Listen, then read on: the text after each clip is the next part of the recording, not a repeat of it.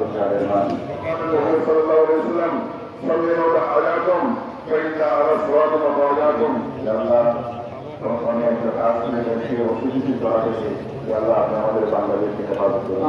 আল্লাহ বাংলাদেশের জন্য যারা কাজ করে যাচ্ছেন আল্লাহ তাদের প্রত্যেককে হেফাজত করুন আপনি আমাদের কোরবানকে কবুল করুন